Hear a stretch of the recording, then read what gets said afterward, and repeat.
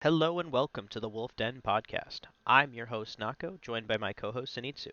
And this week we will be doing our BT8 EX2 wrap-up retrospective episode. We now have seen every major event that'll occur for the BT8 EX2 metas, and as we transition into BT9, we're going to just take a look back at what we've seen, how the events have played out, and how the meta progressed.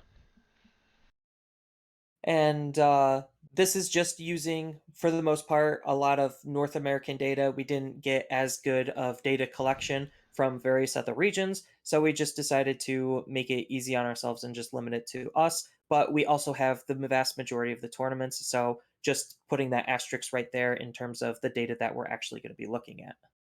Yeah, I guess that's a good point to note. Yeah, because outside the two people at Worlds that played against other regions, the first and second place from nationals, um, most 99.99% of North American players will only play North American players. So this is only representative of our meta and our tournament results. Um, and I do have some asterisks in here only because I am sometimes, unless specified, including the first event, which did not allow the usage of the starter decks, and therefore Imperial and Mastamon basically didn't exist because 80% of their cards weren't playable. So with all that going, with all that said and done, we could just dive right into the data. So take it away, Neko, Mr. Data Man. Okay, so brief explanation of what I'm doing here is I've taken top 16 from every major online event and top 8 from some major offline events. um, Only because they haven't included as many players. So I've tried to make the value captured proportional to the player base of the tournament. So 128 to 150-ish player events in person are only top eights. There was one large enough in-person event I felt the need to include, which was, I believe, 216 players. Still, I guess, half of what we'd include potentially for a large online event, but when capturing only the top tables, it matters a little less anyway. Uh, so for BT8 exclusively, looking at before the EX2, um, Imperial and Yellow Hybrid were tied for their toppings, aka top 16 or higher, at 19 placings each. Blue Hybrid was second, 13. Masty third. Then we had Red Hybrid with 3, X Antibody, BL Star, and Blackwar Greymon with 2, and then DNA, Armor Rush, and Security Control all at 1. So even in just BT8, our meta was fairly diverse. We didn't have one deck run away with everything, um, but we still had a pretty tight top end with Mastamon kind of being an outlier tier 1 deck that most people would consider be a tier 1 deck, but had less than half the results of the next highest. So, Zenitsu, do you have any thoughts on that? I think Massimon, just the price barrier. I mean, I guess in high competitive level, price barrier is not a factor, but for a lot of players, price barrier is a thing. Mastimon definitely has the highest price barrier of any of the decks at that given time. On top of the fact that I think Mastimon was just a hard deck to play. It definitely leans a little bit heavier into like the purpleness of it, where it's like purple decks are just not very easy or straightforward. Yes, they do have very easy, straightforward plays, a lot of decks do, but it's those micro level of plays and those like small decision makings that really make the player excel with the deck. And I don't think um, it's the easiest to be able to manipulate to your own benefit in terms of those micro plays.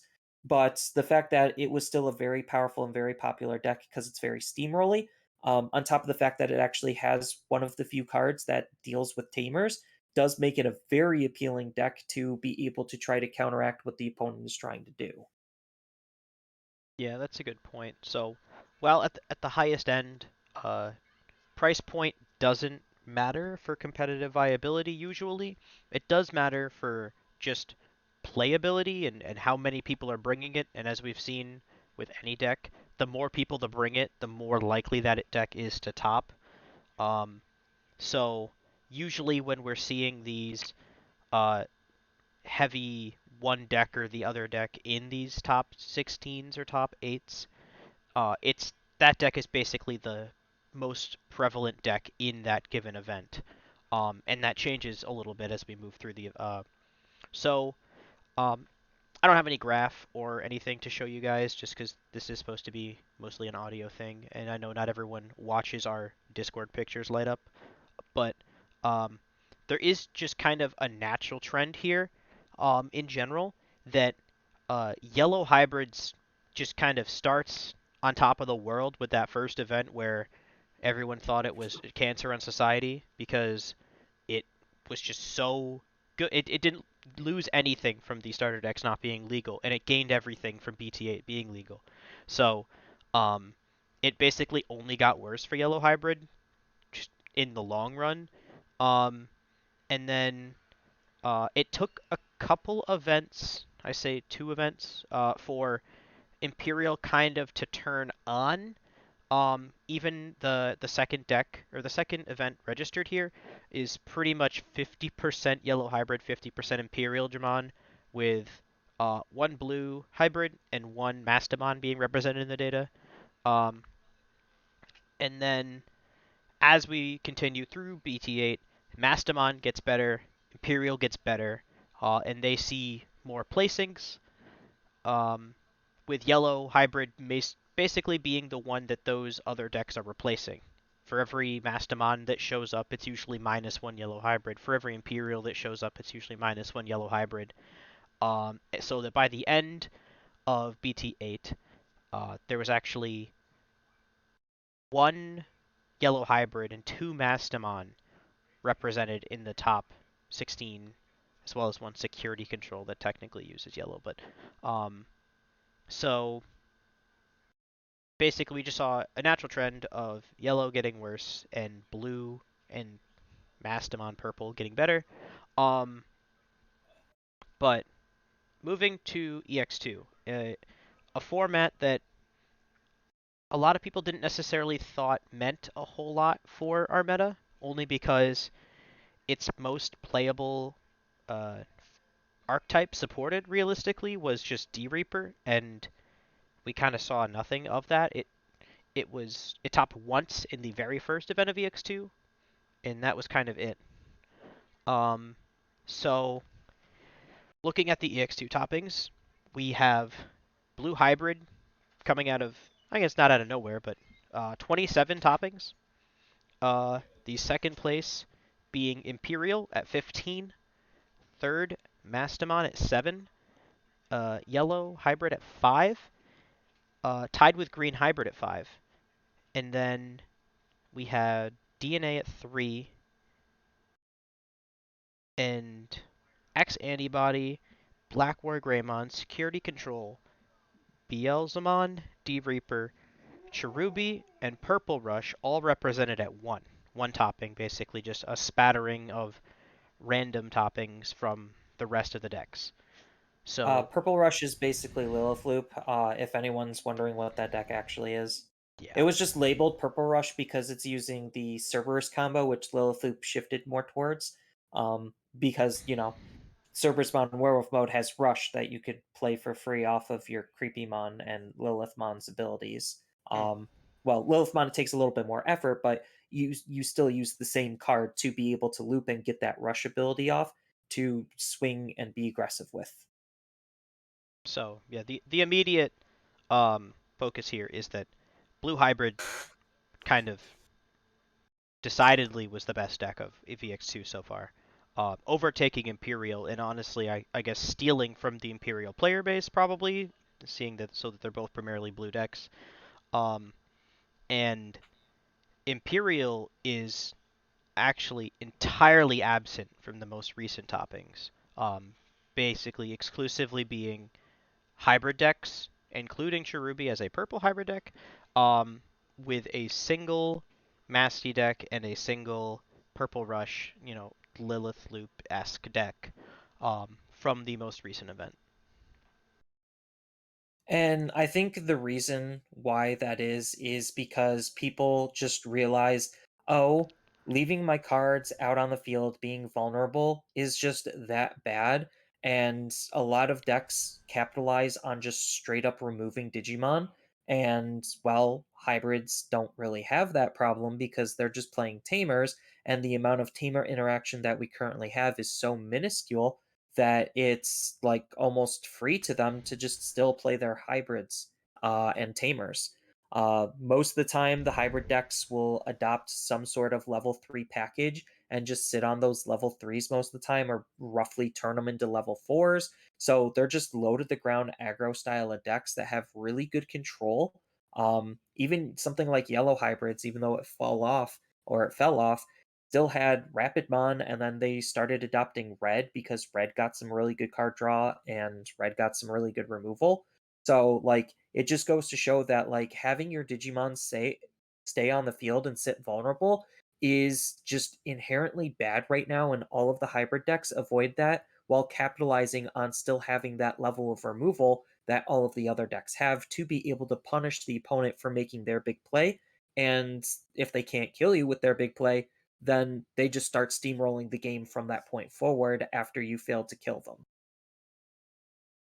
So, looking at BT08 and EX2 together, as we kind of uh, consider EX2 just to be BT8 continued because it didn't change too much. Um, Honestly, a lot of the changes that were made, uh, I would say excluding the red addition to yellow hybrid and the I guess beefing up of the bottom end of green hybrid, uh, kind of really raising it to a meta relevant deck. Um, Outside of those two decks, nothing was using anything that they didn't have access to before, or they couldn't have played prior to EX2. So I guess even BT8, they were just running different decks, not necessarily new decks. Um, so total top-down overview. Um, Number one for the format is actually Blue Hybrid. They're just the real late game push, the last couple events being almost exclusively Blue Hybrid in the toppings. Really just it overtook Imperial in the span of three events basically. Um, so it ended up with 40 toppings represented in my data. Um, Out imp- of how many events, actually? Out of curiosity. Total events I'm considering 11 events, four of which are only top eights. I So, mean, that's still pretty good, though. That's a lot of toppings. I mean, I didn't write that number down, but 16 times. Just some ad libbed on the fly math. So out of 144 decks total. That's pretty That's, sizable. yeah, 40 out of 144. Um, but it's not the end of the world because, um, it's not too many at least. It's not Lord Nightmon levels at that's only 27.7%, 28% of the meta. 30% was, I think, the lower end of Lord Nightmon's reign. And it was really, though I guess that's a little skewed because it's almost entirely absent from the beginning and then 60% of the meta by the end. So, I think it's because like players also just learned how to face the matchups, and especially the DNA matchups, because DNA was thought to be like the death of blue hybrid because you just reset your Digimon. hmm But against Imperial, DNA didn't matter. Like you DNA, cool. Now I'm just gonna strip your level 5, and then now your level 5 is useless. And what's even worse is the level 6 has become even more useless. So that's a huge knock against Imperial in that type of a matchup. And I think they just learned all of the other like matchups that they needed to as well, um, to be able to hone what their game plan is against them. And then they just started topping a lot once they realized they actually are pretty positive against them. yeah. I have I have a little bit more to say about why I think Blue Hybrid's stronger. um, now, but I'll still get through the rest of what I have. Blue hybrid 40x, Imperial 34 toppings, yellow hybrid 24, Mastamon 14. Uh, then we kind of move to the tier 1.5, tier 1 cusp, because there's a pretty fairly steep drop off. Red and green hybrid tied for 5 toppings. DNA armor tied or at 4. Black War Greymon and X Antibody 3. BL Star and Security Control 2. And then Beelzemon, Armor Rush, D Reaper, Cherubi, and Purple Rush all one kind of got lucky tier based on the definition of the um, Digimon Discord. So, um, that's BT8 EX2 complete top 16, some top 8s based on in-person events, and just lower attendance in general for those events. But um, so it really just goes go to show that it is really condensed towards the top. If you're not playing anything outside the top 4, you're way more like or way less likely to win as far as the data shows at least. Red hybrid and green hybrid. I guess green hybrid had our format gone a little bit longer in EX2, I would see green hybrid probably at least pass red hybrid, if not Mastamon, just based on its success in EX2.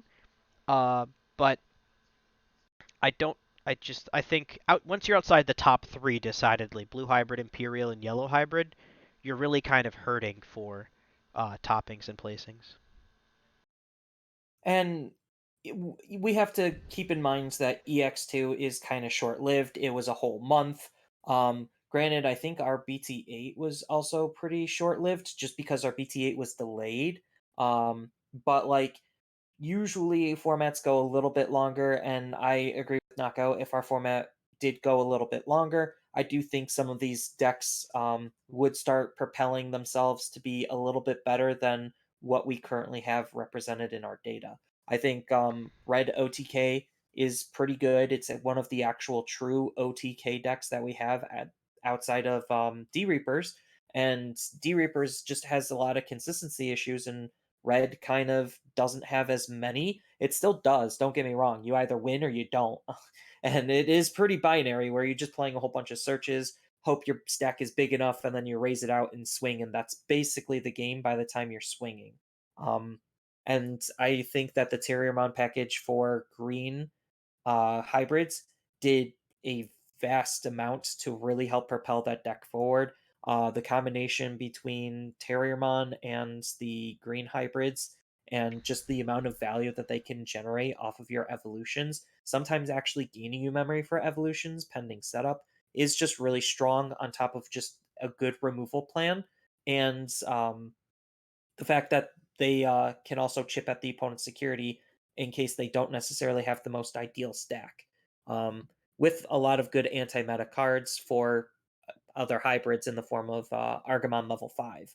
So it's just a good deck that could do well, but I think blue hybrids, just because hybrid v hybrid, blue hybrids kind of has the advantage because if there's anything sitting on the opponent's field, they're just going to take advantage of that and run away with it. Yeah, that's a good point. Honestly, with the few results of red, ancient hybrid, red ancient hybrid, however you want to call it, throughout the BT8 EX2 metagame, I would I would kind of put it in the uh like high roll tier. Like if you're someone who really just wants to win an event off of seeing your pieces when you need to see them, red hybrid's just exactly the deck you need to. Because I mean, just based on how many times it was probably brought to events. I mean, we don't have full data, but its toppings seem to be more so related to a string of good luck and not falling into those consistency issues or bricking or not having your opponent out aggro you in some fashion.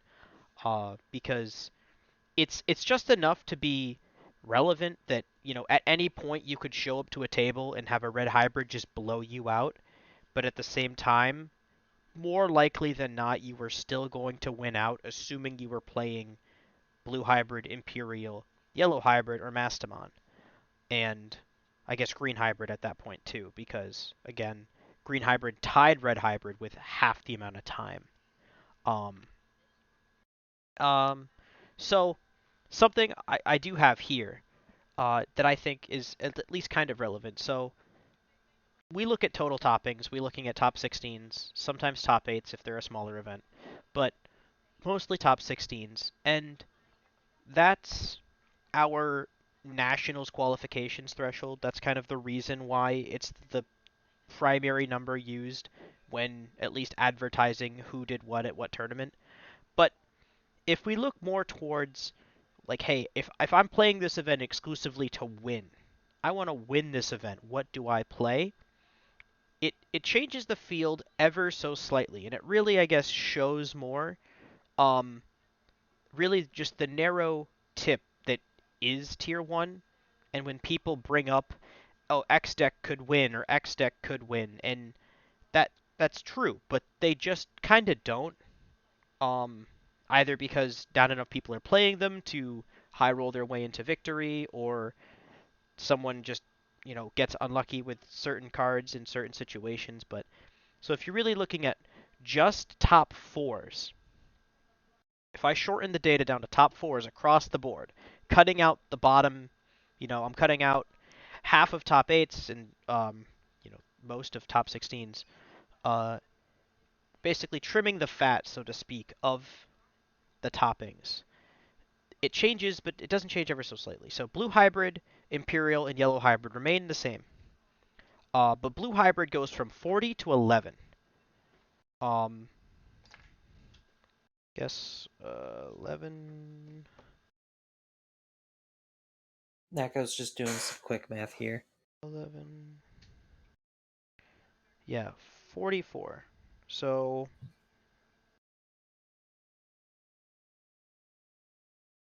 it goes down. I mean, I just had to make sure it still actually went down, but yeah, it goes down ever so slightly. Um, Only 25% of the total top fours was blue hybrid. Um, Second place is still Imperial. Third place is still Yellow Hybrid. Second place Imperial at 9. Yellow Hybrid at 7. But that's also a much narrower field of competition, really. So you don't have that giant gap of Blue Hybrid from 40 to Yellow Hybrid's 24. It's Blue Hybrid's 11 to Yellow Hybrid's 7. So even though only 24 people made a top 16 with Yellow Hybrid, 7 of those were top 4s, which I think is very relevant. Um, Slightly more so, though a smaller number, um, Mastamon, only 14 top 16s total, 3 of which were top 4s. So Yellow Hybrid and Masty kind of hold on to that competitive niche that they are not the most widely played decks. They are not filling up top 16s. They're not getting 12, 11, 13, 14, but they're putting in numbers at the top tables. And part of it also has to do with like just how events are structured because right now we're Swiss, no top cut. And like if a yellow hybrid is able to get like one tie and not lose the rest of the day, like that actually could mean a significant amount. And just because the point differentiation between a loss and a tie still is relevant. And even though, yes, yellow is prone to tie a lot, which is why in the later, like, part of the BT08 EX02 season, a lot of people were just dissuaded from playing yellow because of that tie factor. Um, and sometimes it works in their favor and sometimes it doesn't. Too many ties stacking up means that you're actually doing worse than if a person just was winning. But if you don't necessarily lose and you still have a good solid amount of winnings, then you could still hold on to like a top 16 slot. I've kind of always been a proponent of um, yellow, especially yellow hybrid. That style of deck that yellow hybrid is less so Mastamon. Mastamon is kind of its own thing. Um, Yellow hybrid doesn't want to be the most popular deck because you do kind of lose in a sense if you see the mirror because of the way that the deck wants to win and how the deck can't really beat itself too often, and you end up with ties most frequently. And then if you end up with one tie, you're just going to see all the other yellow hybrids that have tied, um, and it puts you in this sort of purgatory where you have to really struggle to not just tie or lose every round. But Yellow Hybrid was not the most played deck by the end of the format. It was decidedly less popular. But that also means it stopped topping. Um, the last we still saw, I think, one or two yellow hybrids. Basically in every event minus one, there was actually a yellowless event, um, exclusively having blue hybrid, imperial, red hybrid, and green hybrid top. So that event was entirely blue, green, and red. Um, but I think yellow hybrid does really well in a format where it will never see itself. If you could theoretically never get the mirror matchup, yellow hybrid I think is a fantastic deck. I would wholeheartedly agree with that. Some other decks just aren't necessarily as good as what Yellow Hybrid attempts to do. So, like Security Control, we ended up seeing topping once, but Security Control is even more stally than Yellow Hybrid and has a harder time to actually close out games. Like, it actually is just one of the most high roll decks because you're solely relying on your security to carry you.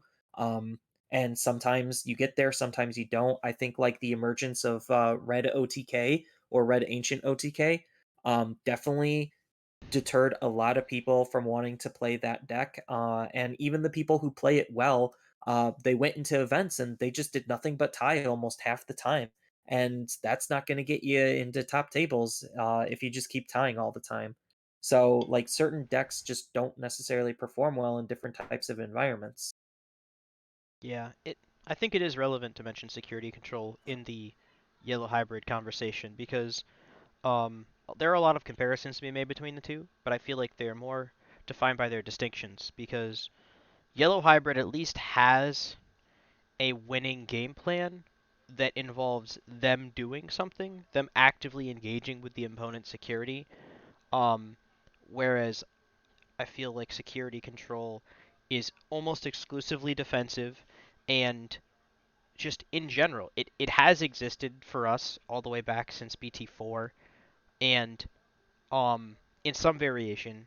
And even though they keep getting new cards and new strategies and they can combine colors in interesting ways, um, they're not it's not a surprise anymore.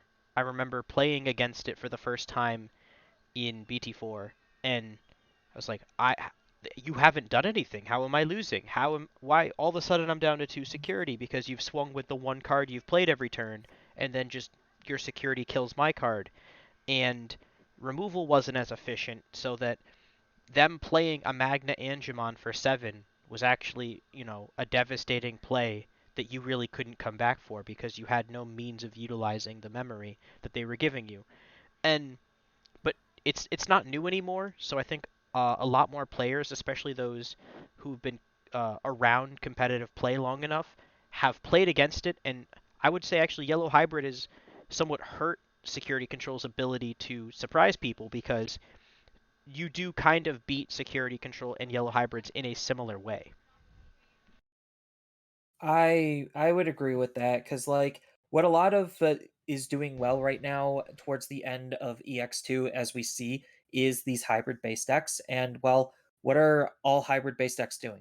Not leaving Digimon on the field to be removed. What are they doing? Playing tamers instead that's accruing them value as the game is going on so that way they could get more value and just end the game in a big turn where they're just swinging out with their hybrids. And what are hybrids doing? Well, they're not being on the field until they're a hybrid. So you just digivolve, swing, whatever happens in security happens, but it's not going to affect the rest of your tamers for the most part. So you just keep marching along to the beat of your own drum. And like that's kind of why yellow hybrids and security control kind of started falling off a little bit was because the emergence of all of these other hybrid based decks just having better strategies and better tools to be able to accommodate for just the difference in the level of security that they're playing with. So I think it is relevant to note here that um, the hybrid decks coming like they haven't gotten anything new. I that's really I guess the most important point here is that while they sometimes are including new cards, some of them aren't. Some of them, besides I think one or two copies of Innocence Blizzard, could actually just be straight deck copies from BT7. They aren't necessarily including the Leomon package. They aren't necessarily including um, the EX2 Labramon.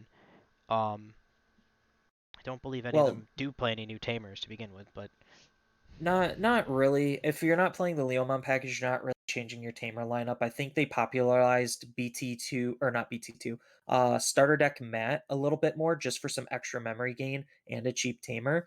But the reason why the Leomon package isn't as popular as it is, even though I do think it makes the deck even more aggressive, because you have various different plays that you can make to really spice things up. It just doesn't functionally matter because at the end of the day, you're leaving a Digimon on field that you put effort and work into, and then what against blue hybrids in the mirror, they just strip it, stun it, and it doesn't even matter. It just functionally does not even matter, which is why it hasn't performed as well as it did. Because at top tables, if they're all just facing blue hybrids, then it's just a worse version of blue hybrids at that point. yeah. So I guess the lesson learned with like this format is that for the first time since basically the game's inception, the newest cards aren't automatically the best. Everyone moved from Blue Hybrid to Imperial, um, at least those that played Blue or played aggro, and or some of them moved from some decks into Mastamon, just kind of the two Jogris decks being the focus of the meta, that everyone else was kind of playing around with Yellow Hybrid, doing some cheeky things underneath, and that was really the three-way power struggle to begin with other decks kind of topping up here and there. Um, but really, uh, Blue Hybrid never really, or shouldn't really, have ever gone anywhere, in that, um, because just based on the lists and based on the toppings, a Blue Hybrid list that topped, last weekend's event using cards exclusively from BT8 and BT8 and BT7 could have then topped the very first event of BT8 or any other event for that matter, because had people just not switched over to Imperial, just assuming that the Jogris mechanic and the crazy new hotness of the deck would make it just better, then Blue Hybrid probably just would have ran away with this format like it ran away with the previous format. I would probably unfortunately agree with that. Just because as a person who plays lots of blue decks, I did switch off of blue hybrid because it wasn't exactly the blue that I enjoy playing. Imperial kind of is, but I do understand and realize the strengths of both of them. And after playing numerous matchups against blue hybrids as Imperial, it is a struggle. Like their their usage of their cards is just way more effective than the usage of my cards. And I think like that just goes back into the hybrid strengths of like, oh, I can't do anything to their Digimon. And the second I have a Digimon, they take advantage and then they just actively make my cards and my plays even worse. Like if I'm not killing blue hybrids like super insanely quickly, there's a very high chance that they're just going to stabilize and control and then run away with the game. Um, and it all just comes down to how Blue Hybrids functions as a whole on what it was doing, and it wasn't really changing anything with the new sets. We already knew that like EX02 wasn't going to have a huge impact on the meta. It was just more of a for fun thing. Granted, there were some good cards included in it that did shake a little bit of stuff up and around, but the vast majority of it we already knew wasn't going to be super impactful. But it was just a shock to see that BT8, as some of a set as that is, because I really like that set personally, um, it just didn't matter. It hybrids was just still the best way to play the game, and um, it just shows that we weren't really power crept. If anything, the power creep was still from BT7, and BT8 just actually didn't matter. I do think like the honeymoon phase definitely helped shake up the meta and put a lot of decks on the map, and it sparked a lot of people's interest on seeing this wide variety of stuff top and do well. But that's literally just it. That's the honeymoon phase. Once deep meta starts taking root and people are optimizing finding more efficient cards to use, getting the cards that they were waiting on. Um, then the optimization started happening, and that's when we started seeing these like widespread toppings get less and less and less. And then it just ended up being Imperial Blue Hybrid, Yellow Hybrid, and Mastimon for the most part. I think Blue Hybrid's biggest strength comes from so basically you have to judge the deck by its worst hand, I think. And while Imperial has a significantly higher ceiling, everyone's played against Imperial that plays their combo, and they watch their security disappear in the matter of a turn, and there's little to nothing you can do to recover from it if they pop off. Um, but Blue Hybrid has the benefit of they don't need this crazy Exodia combination of cards where Imperial, while they run a decent plethora of cards, they pretty much need to see an EX1 Vmon, a Stingmon, a Pyldramon, and then some combination of Dragon mode, Fighter mode, and Hidden Potential. And really that with And set with up their with some amount of tamers too. So there's a lot of moving pieces. Whereas Blue Hybrid, there are better hands and there are worse hands. They're really only looking for some combination of Pool A, which is your tamers, and Pool B, which is your hybrids. And the rest doesn't matter. The specific augmentation of hybrid to tamer ratios and which hybrid it is and which tamers it is doesn't matter nearly as much as it does in Imperial. Because Imperial minus an EX1 Vmon risks dying to security at every swing because the entire stack no longer has jamming and Pyldramon significantly more fragile. Um, in the matchup, like in in that matchup, specifically in the yes. matchup, yeah, you're not afraid because you know for a fact that Into blue everything's going to hybrid be seven. specifically. Against everything else, you Yeah. die. Um, Oh, 100%. You would never take that risk. that's what I Like, mean. But you don't have the choice if you don't have the card.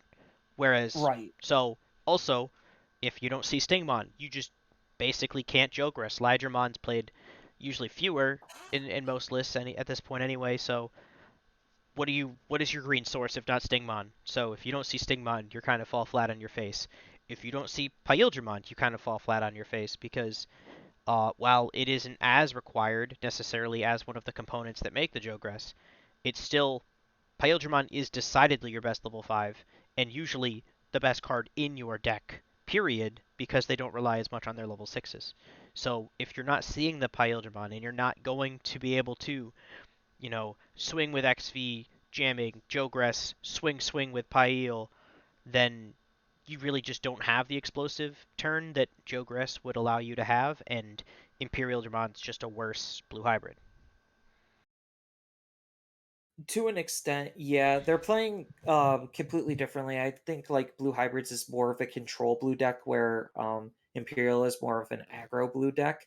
Um but yeah, you just do have to see a lot more moving parts and pieces, and just seeing those cards sometimes is the struggle, and that's where Blue Hybrids just has the advantage where it's just like if I play a tamer, that's still something. Like it might not be drawing me a card all the time, but it's still something. Like it's advancing my board state, I'm passing turn effectively, and like even just sitting on the rookies is just good enough sometimes to accrue value and draw cards. And I tried to tech in against blue hybrids or just hybrid decks in general because I noticed a trend with a lot of them where they're not using like they're using their raising area only for rookies. So I thought, oh, maybe Digimon Emperor would be a good tech.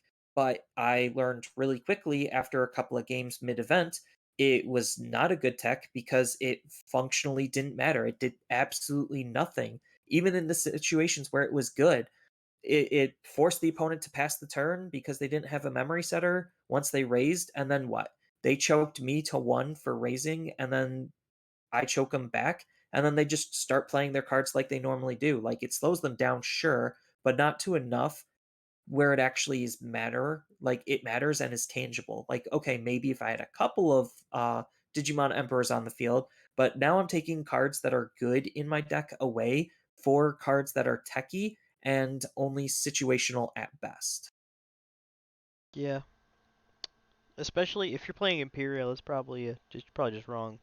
Um, but so while I'm not super happy that Blue Hybrid wins two formats in a row, technically three if you count EX2 as a separate format. Um, I would at least uh, shine the light that this is a positive thing in the sense that the power creep has at least, dialed back a little bit because the new cards are not just decidedly better than the old cards. BT8 decks lose to BT7 decks, and that's something that previously wasn't really possible. Lord Nightmon was a good deck that um, kind of just lost once you hit the BT6. It was still there somewhat, but I mean, no one really played it, I guess, to the level to know exactly how strong it was. Um, and BT6, it's kind of hard to compare because we don't have four Ice Wall Gabubond to really match up against anymore. But even four Ice Wall Gabubond, I think, loses to Blue Hybrid. Um, Yes, in the sense that if they can't kill them when they bond and there's no good bond opportunity, then they just take advantage of the fact that you're just still trying to play Digimon, and that's when you're losing. So like that's why in my perspective like blue hybrids is just so strong is because the act like compared to all of the other hybrid based decks, it's the most punishing because the mechanics it's playing around with actively de-incentivizes you from wanting to play Digimon. And well, what is the game all about? Digimon. Hmm. Even yellow hybrids, like they don't de-incentivize the opponent from playing Digimon. They just de-incentivize you from wanting to attack because of how the security works. That's a completely different thing. Um, and I think that's why like blue hybrids is just significantly the stronger hybrid package. Green hybrids kind of does want to try to do the same thing, punish the opponent for playing Digimon, but it doesn't have the strip and stun. I think it's more just the making your cards useless while my cards get better aspect that is absent in green hybrids. And then red hybrids just gave up.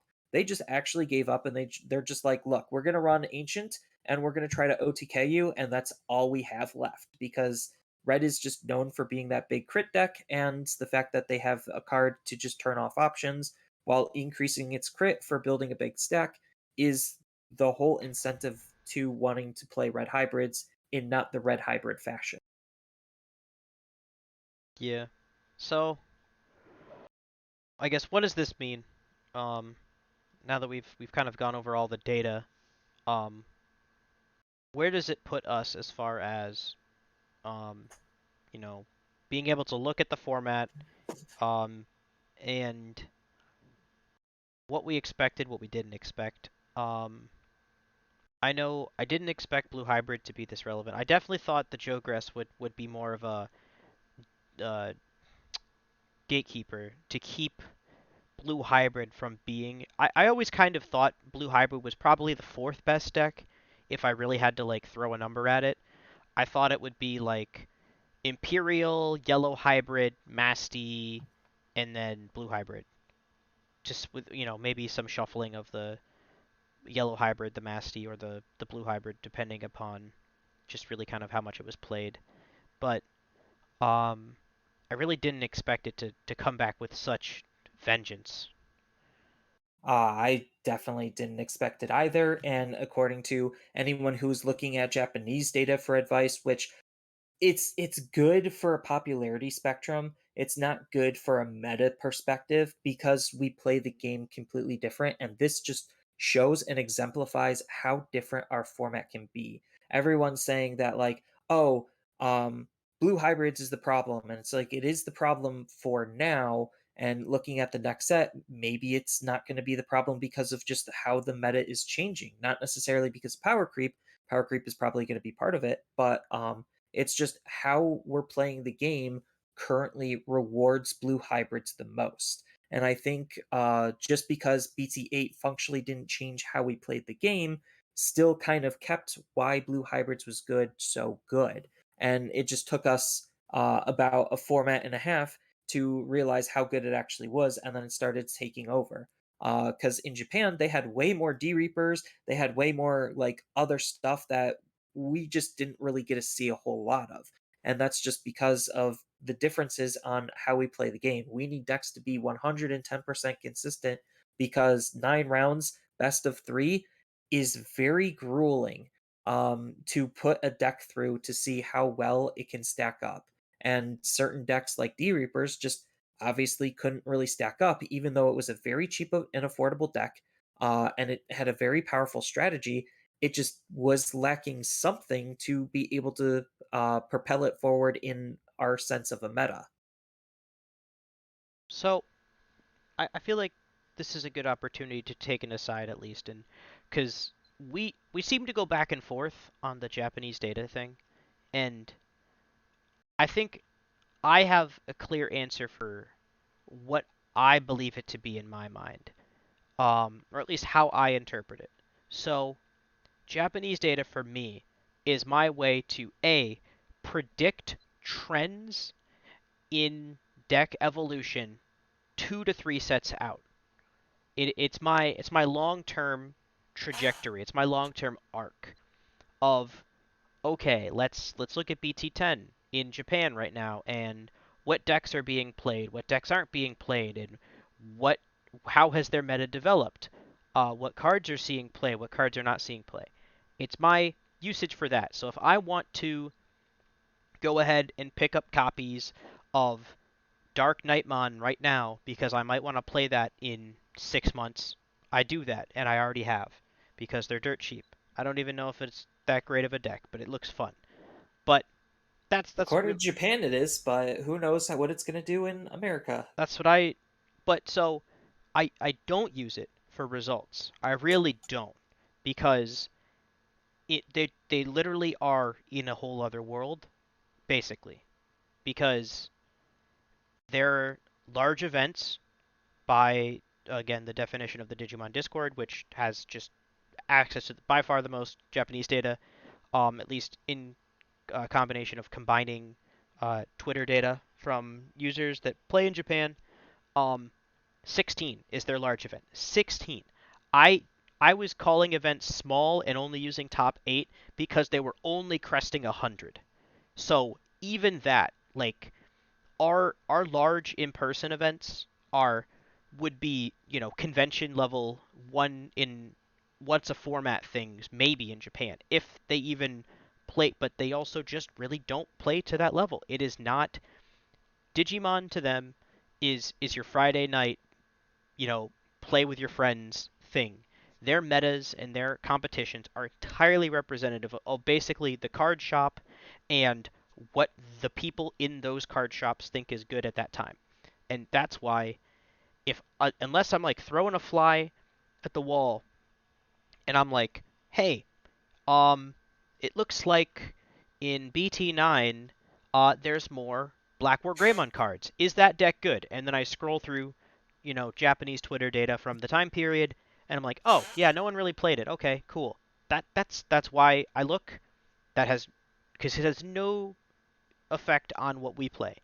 And also, we we start where Japan ends for the most part. So that is what Japanese data is useful for our purposes and for my purposes, because as we saw with blue hybrids in BT7, they started using the full BT7 blue hybrid package, running the Tamer, running the Magna Garurumon, and then they just, oh, wait a minute, we don't need that. And then they just basically wholesale switch off of it over the course of, or throughout the BT7 meta in Japan, and in corresponding events too, because again we have access to 2 or 3 sets in the future, so we got to see, what does their BT8 blue hybrid look like if anyone's still playing it? What does their BT9 blue hybrid look like if anyone's still playing it? And um, but we saw just they stopped running the Tamer and they stopped running Magna Garurumon, and so we started where they left off. Our first lists, the first event that people were taking blue hybrids to at the start of BT7, were running minimal Kodas, minimal Magna Garurumons, and that. is what Japanese data affects. That is how Japanese data affects us. The fact that we're still playing blue hybrids in BT08 EX2 has nothing to do with Japan and will never have anything to do with Japan because that's not what they care about. No, and they also play the game, like you said, they play the game just differently because their environments are different. Like decks do, like even just the difference between a mulligan and no mulligan changes how well certain decks could perform. And even though that's not something we like exactly recorded in our datascape, um, it is something to cognitively think about. It's just like, okay, this event has mulligans. Because it has mulligans, what could possibly be better because of those mulligans? I actually think like maybe D Reaper as an example, just throwing it out because a lot of people love D Reaper or love to hate D Reaper. I'm unsure about the whole D Reaper thing myself, but anyway, I think like D Reapers actually benefits from mulligans because if they don't see an ample amount of searchers or proper cards, then they just are going to have a very hard time playing the game as a whole. Or if they're looking for a very specific piece, then they know they're going to have enough searchers to where it doesn't matter, and they're just trying to dig out the cards that they're looking for more specifically through that mulligan. So again, um, Japan doesn't play with mulligans. Japan doesn't play usually best of three. Not to discredit Japanese players, some of them are still very strong and fantastic players, and the work that they do is fantastic. Um, and like, I'm not trying to like put them down. It's just we I do don't think we are have though. different We're literally environments. just saying we're just explaining No, that we we're play just different games. So yes. just Well, as I much mean, as I it's wouldn't it's the ask a same game, Japanese just a player, different. but we're not. We're not playing the same game. Like if Well, I took also the difference Digimon and I between made draw it mode. if I made Digimon a best of 5 with mulligans and side decks, it's another separate game from the one we're currently playing best of 3 without mulligans without side decks. Or if I made it uh I could make it a champions format like Hearthstone used, where you show up to an event with 3 decks and then I ban one, and then you have to win a best of 3 with the remaining 2 decks that you brought out of. There's 100 ways to change a format, and but because realistically, just because we're using the same cards does not mean we're playing the same game. That's fair. Um and like that just goes to show that we can't always 110% rely. Like at locals, some dude just he comes in with a blue hybrids deck with a splash of Leomon, and he's just like, this is the first event I'm ever played in for Digimon.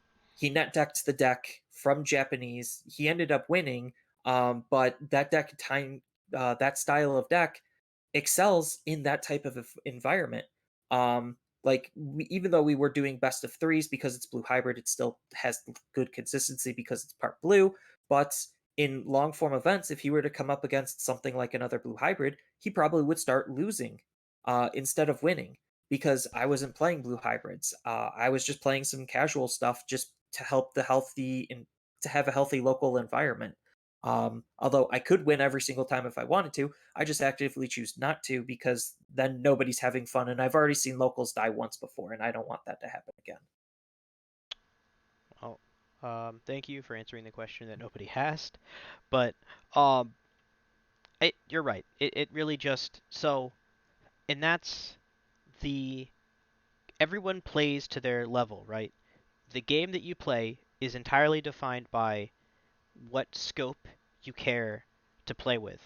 Now, um, it's kind of just a bigger card game topic, at least as far as it affects every card game, because I know there are um, a lot of times people will like the Digimon subreddit is a great example of this this topic really in practice. I've seen numerous times people posting asking for help. Hey, my friend's playing purple Cherubi and I can't beat him. How the hell are you? And they're talking about this deck like it's some tier 0 godsend to the card game. And because to them in their world it is. If it wins locals every week, if it's, something that every time you play it against it you lose, in your world it is. So it doesn't matter if you take that same deck with that same person to an online event and get smoked. Because if you're only playing at the local level, if you're only playing within those defined metrics of your play space, then it is exactly what you make it. So um, when we look at Japanese data, when I look at Japanese data, I look and I see just again generally what decks am I expected to see based and again mostly based on popularity because we don't necessarily I guess especially with optimization to be had because we started out playing the end version of Japanese blue hybrid, with removing the Coda, removing the Magna Guru, um, It's Koji, adopting by the way. But Koji. anyway, Yeah, yeah. I can remember. He starts with a K. Just shows how relevant he is. I can't remember his damn name. Um, Also, you've been playing a little bit too much X Antibody, so that name sticks out to you more. True. Um, so just we start where they finish, and how we still continue to optimize. We continue to progress. We don't stagnate. We really if anything, this BT8 EX2 meta has shown we continue to improve, even if it means reverting back to what never got actually that worse to begin with. Just people stopped playing it. I would wholeheartedly agree with that. And like going into like future sets, that's kind of just the mindset I kind of adopt as well. I use Japanese data as a popularity barometer. I look at it and see, oh, what are some cute and cheeky things that they've done? What are some interesting texts that they might include? Like I try to learn as much as I can about what I'm walking into before I actually walk into it. I look at videos of gameplay just because I don't know if anyone actually looked at Japanese gameplay. It is quick and snappy. English gameplay, slow and Well, drawn out. so I mean, you know, visual, just showing the bias there. The only data you have access to is data that is produced for content. You're not wandering around random Japanese suburbs looking for card shops to watch people play the card game. No, but like they at least know how to edit their like this is kind of why I don't make a whole lot of gameplay videos is because like editing to make the gameplay quick and snappy if it's not pre-scripted like I know um one of them is. But regardless, pre-scripted or not, it just shows that it takes a lot of time to edit because there's just so much dead air and dead space. To condense, let's just say a 40-minute match down to the 10 minutes it actually properly is when everyone is playing their cards in like literally 3 seconds of each move. Hmm. Well, I mean, it also depends on the level of competition because I know for a fact that unless I'm playing against security control, even though I play yellow hybrid, I'm not going to time in locals because I don't care that much, Even when I'm trying my hardest and trying to win, like it's it ultimately doesn't matter. If I get top 8, I get a small amount of store credit versus if I don't, I don't. And then but I'm still just playing for fun rounds at locals and it's not going to be the difference between me getting to nationals or not. I'm in that same exact mindset. Every week I try to take a different deck. Some of the decks that I built are like tested in locals, and that's kind of like my breeding grounds for playing different decks to kind of refresh my mind from literally playing the same deck while I'm grinding these big events. And that's kind of what I use my locals for personally. So just because But I as don't far want to as leave the topic entirely, um, you mentioned you use Japanese data as like a popularity barometer. I also use it as more of a skeleton barometer because what I use it for is generally, again, looking at their end data, not their beginning data, what decks use what cards. And that's a better thing to do when sometimes cards receive packages that aren't completely um, as competitive. Looking as an example, like just the EX1 Imperial package. You don't just use all of the EX1 Imperial package, for that deck or for. Blue Hybrid doesn't use the Tamer, doesn't use Magna, doesn't and just looking forward, like okay, um, you know, Black War Greymon doesn't use Dark Gaia Force, or maybe it's a one of, maybe. Stuff like that, where cards that if I were to have no data to back me up and just look at a new set and throw a deck together, I read cards and like, oh yeah, this card is made for this archetype. Include, you know? I mean, that's kind of like what Digimon's set design leads you to. Like, obviously, there's optimizations by looking at other cards and other like parts and pieces and pools. But like, that's just the ease of accessibility that they kind of just want to wean you in. And then once you realize, oh, Dark Gaia Force is bad, I'm just still better off playing Gaia Force. That's when you start making those changes and really start optimizing your lists. Or it's like, oh, Gaia Force is just bad right now just because, well, it's not doing anything in my security, even though it's killing a Digimon. If everything's just a hybrid anyway, hiding their tamers, this card functionally is not mattering at all in my security. So I might as well just cut it for more consistency. And that's kind of some of the trends that we can evaluate based on just set design and meta evolution.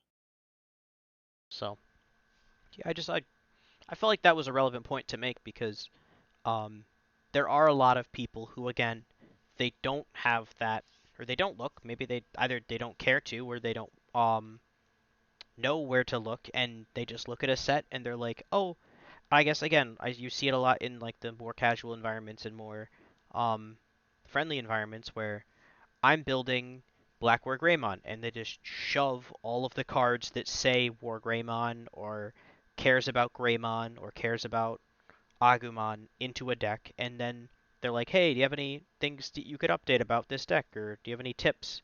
And usually they're just don't include cards that just you think they should be played, and you play more cards that actually get played. Yeah, I saw an example of this on Reddit. Somebody was asking for Beelzemon help, I believe. And I was reading through the post and they were running like 4 copies of Skull Satamon. And I'm just like, Skull Satamon, it's a good card. It's just not the best level 5 for the deck to use. It's actually Black War Greymon. Or not Black War Greymon, Black War Growlmon. Hmm. Sorry, my bad. And like there was a dude who explained like all of the intricacies on why Black War Growlmon was just infinitely better than Skull Satamon. And then by the end of it, he was just like, oh, I guess that one extra memory that I'm not really using for much doesn't functionally matter. And the active mill sometimes could still harm me. And I'm not trying to go into my level 5s because I'm trying to warp. But if I do go into my level 5s, then Black War Growlmon just has the most level of impact just because of all of the combo play he enables. Yeah. And that goes to what you were thinking, where he wasn't even thinking of that card because it had nothing to do with Demon Lords, Hmm. where Skull Satamon specifically says in his card, this supports Demon Lords. Yeah. So that's just a good example. But as far as the overall health of the game, yes, Blue Hybrids is toxic. Not gonna lie. It's winning a lot. It's very strong. People hate it because they want to actually play their cards, and against Blue Hybrids, it feels like they're not. But according to a lot of other people, like people who have played Japanese formats as if they were English formats, because a lot of people will start testing. Um, Yellow Hybrids is the deck that actually stands the test of time just because we do get kind of more counters to Blue Hybrids. We'll see how that actually pans out, if it actually does. Just like how we thought that DNA was going to be the end of Blue Hybrids and it wasn't. We'll see how X antibodies and the meta shift towards that actually impacts Blue Hybrids. But regardless, um, Blue Hybrids does have a glaring flaw and glaring weakness that it seems like X Antibodies is trying to shear or shore up, and that's having a card where you can't get rid of its inheritable source and being able to OTK the opponent, reducing the amount of interaction that they have with you. So those two factors combined just make Blue Hybrids functionally worse. And this is why like Yellow Hybrids still stands the test of time, at least according to Japanese results, it does. Um, because it's agnostic to any type of meta. It just plays to its own strengths, where blue hybrids needs a specific type of meta to like thrive in. And like even though yes, blue hybrids right now is toxic, but that's just because this is the environment it thrives in, where yellow hybrids is not. And a lot of these other decks sometimes can excel in different types of environments. Um, and that's kind of the takeaway. It's just like yes, it seems really doom and gloom and bad now. We'll see how BT9 turns out. But I think that it's going to be a lot better come BT9 in terms of dealing with blue hybrids. And then we're just going to have another deck to bitch and complain about like we always do. Yeah, I'm not super negative. As much as I really did not like blue hybrids in BT7, I honestly like one of the lower points of the format to me. Um, because I just didn't want to play blue hybrids, and I knew I was wrong for not playing blue hybrids. Just like in BT6 and EX1, I didn't want to play Gabubond, and I was wrong for just not playing Gabubond. The only deck that really beat Gabubond with any sort of consistency was Gabubond. So, um, and now we're starting to see that with blue hybrid again. But I'm not. I guess it came late enough into the format to where I'm not super upset by it because at least this time too, it's showing that there isn't a whole lot of power. Maybe it just shows that there was a whole lot of power creep with hybrids in general, and how, as we had mentioned previously, that those level 5 hybrids that digivolve for 1 that have incredibly powerful effects are just kind of going to be a little bit of a stain on the card game for the foreseeable future, and it really doesn't look like they're going anywhere, especially when considering yellow hybrids. Um, is it Well, confirmed yet that whether we get like the Altarius mode, Boutmon, Okuamon, Deltamon yeah, promos? we get those as like additional box toppers in BT9. So we Because do get those update cards. I mean, Okuamon promo is definitely like at least so we thought Joe Gris was going to actively stop blue hybrid. Okuamon actually stops blue hybrid because it does interfere with their play tamer swing hybrid line of play in which um they cost 1 memory. It ice walls them partly, baby ice walls them. Um so And there's just a little bit more tamer hate, mostly for the red and black decks, but there's still some more on top of X antibody as a card just saying I can't get removed as an inheritable, which basically just turns off everything that blue hybrids does. You could get rid of all of the other inheritables though. You just can't get rid of X antibody. mhm. Based on what I saw in Japan and some early meta deck or tier lists, a lot of what people are going to be running, shocker, is going to be X antibody decks. That's partially because, yes, it does counter blue hybrids and people are so sick and tired of it. But a lot of the X antibody decks actually are part OTK decks, which also lean into the strength of being able to beat blue hybrid. Because if you could beat them before they could really do anything, because they need you to do stuff, then what are they to do? Yeah. Um I guess because I know you mentioned it, a quick aside as far as so the blue hybrid package doesn't necessarily get any support, which doesn't mean it's sticking around, but it also doesn't mean it's going away, as we saw with BT8 EX2. It came back. Um, there is more Tamer hate going to be floating around BT9, so I'm not super confident that blue players stick with blue hybrid as their de facto tier 1 deck of choice. But I think yellow hybrids is sort of an outlier. Green hybrids is kind of teetering towards that in the direction of it's just because it's so generally playable. Because running just good yellow tamers, of which they continue to print better versions of, so it's getting improvements in that regard, as well as better removal pieces that care about tamers, which again they continue to print better versions of, is why yellow hybrid stays around. It's just the Well, general also, flexibility. Also, the fact that yellow hybrids is still just the best yellow package and engine to run, period. Because like going set to set, you just change your top end and that's it. That's the only functional change is you change your And the tamer tamers. lineup. Yeah, tamers and Yeah, top you end. change your tamer, you change your tamers, you change your options, and you change your top end, and then Uh, that's all you need to change. But it's still enough change to where they're still evolving. They're still buying more sets, which is why probably Japan hasn't really like done anything with because if they kill off yellow hybrids, then I think yellow is just kind of not super great. Even though they do have like some cards that transactionally are the equivalent, they're just not as good.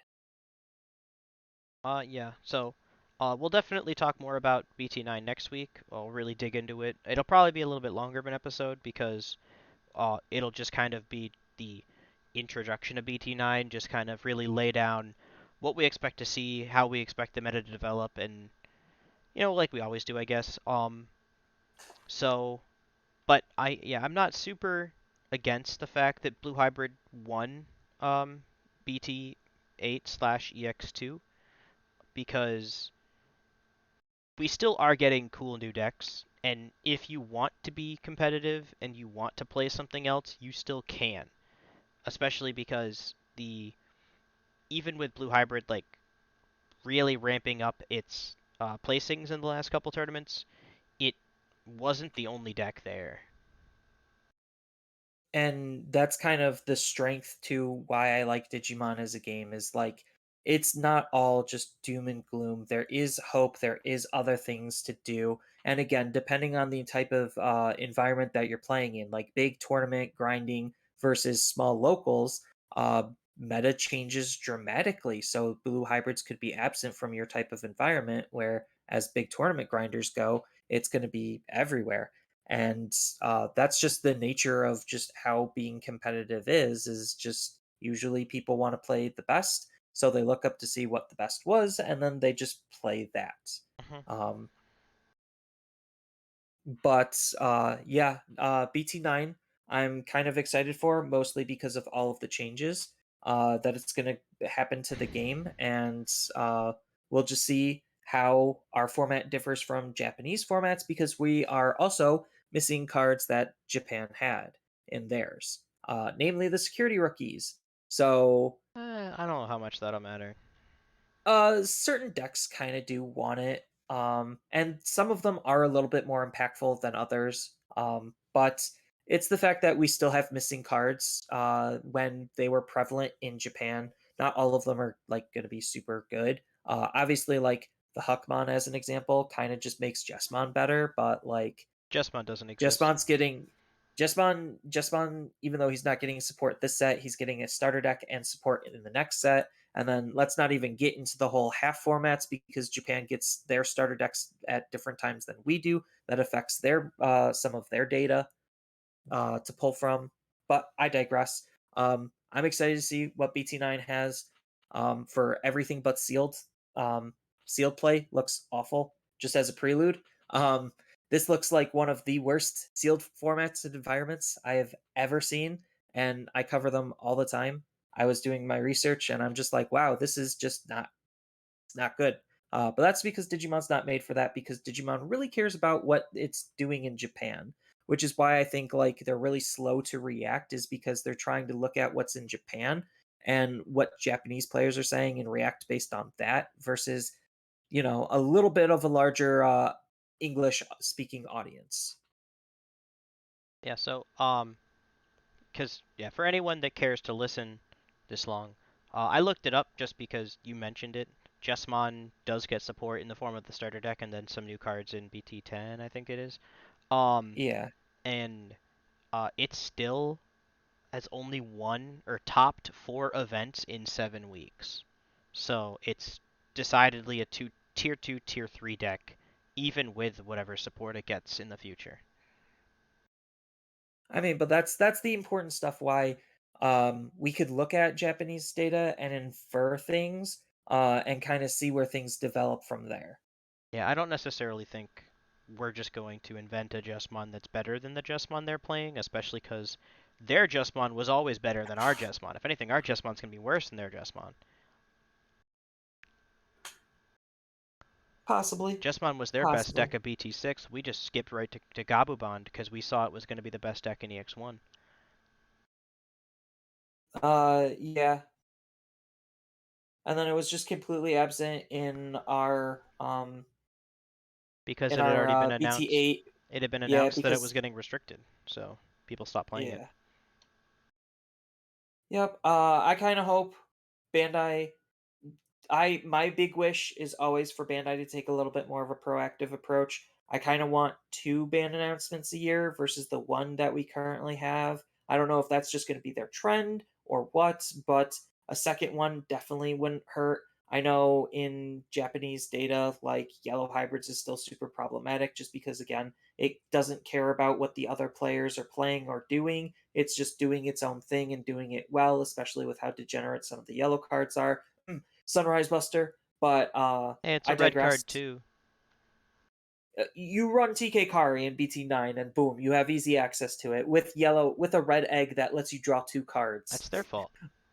What do you mean? That's what I'm saying. Anyway, You're yelling at well, yellow also, hybrid for the red stuff. well, I mean, also, it's not the only deck that abuses it, which is another problem in of itself. Like the two of the top decks in BT10 run a very degenerate card that we're about to see in BT9. But I digress. I would like them to take a little bit more proactive approach, have two ban announcements, kind of similar to when they're releasing certain products. It's just like, okay, um, you release EX sets twice a year, you could have ban announcements twice a year too. Like, I think not saying they need to be at the same time. I'm just saying, like, come on, based on, you could schedule this. I guess no. If you just backshift it, we're only going to get 2 EX sets. I was going to say we might get 3, but we No, it's two. I mapped it out. It's five. It's like between 5 and 6 months is when the EX sets come out, because there was another question I saw floating around the internet where it's just like, why does I just got into EX2? Why is BT9 coming out literally one like in 1 week? And the answer was because that's the different sets uh, operate on different cycles. So the main sets operate on 2 to 3 month cycles, and EX sets operate on 5 to 6 month cycles. and they're not full sets. And they're not full sets, and they're usually independent of the main set. So there is that. So, okay. Um that's all the time we have for today. We'll definitely be or have a lot to talk about next week with the like introductions to BT9 and we'll dig we'll go all into the nitty-gritty as far as what decks are going to be run and our expectations, uh, what the decks are going to be running and whatnot. So definitely stay tuned for next week's episode. Yep. And with that, we're going to close it out, and goodbye. Bye.